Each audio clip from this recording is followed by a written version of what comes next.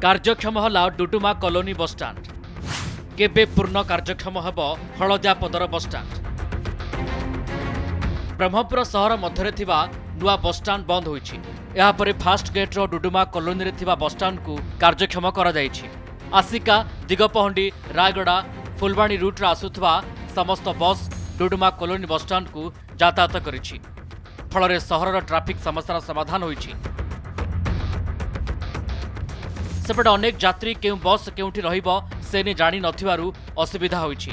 एहा सहित बस चलाचल मध्य सामान्य असुविधा होईछि। खूब शीघ्र यार समाधान हेबो बोली बस कर्मचारी संघ संपादक कहिसथि।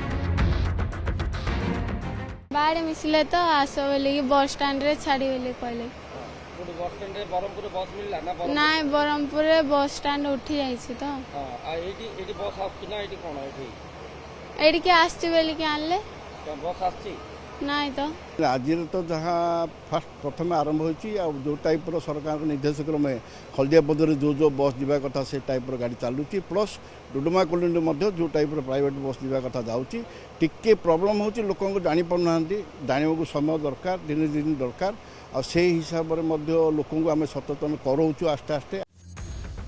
सेपटे हलदियापदर बस स्टाण्ड कार्यक्षम है सत किंतु अनेक रूट दे बस यातायात हो पारे नहीं।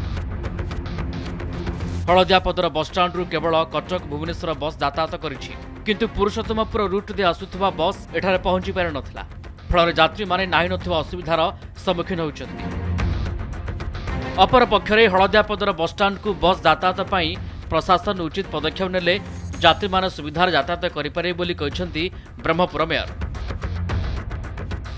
पाला के लिए कहीं पुर जाइता काळे कोन जाई कि हां कोन हला गाड़ी आसु ना गाड़ी आसुनी गाड़ी आसुनी कहउचंती कोन करू केतळु आसु 4 टू सकाळु आकाइलो बीएमसी रो रूट माने रास्ता ऊपर रास्ता तैयारी करि परिबो किंतु आपणकर ट्रांसपोर्टेशन जोटा कहउचंती सेटा बीएमसी रो अधिकार रे आसु नाही। आ टोटली यात्री असुविधा होचंती सेटा को देखिबार येला परिवहन संस्थार से परिवहन संस्था जिते सरकार को से अनुरोध करी जो जो जगह ए प्रकार समस्या आसूची ताकू प्रथमे समाधान करंतु। हलदियापदर आ फास्ट गेट ठारे निर्माण होइतबा बस स्टैंड ठारू बस चलाचल आरंभ होइछि किंतु हलदियापदर बस स्टैंड रु कटक भुवनेश्वर रूट रो बस चलाचल होउतबा बेले आंध्र आ गजपति जिला को जाउतबा बस चलाचल हेउ नै जा फल कि यात्री माने असुविधार सम्मुखीन होउचंती।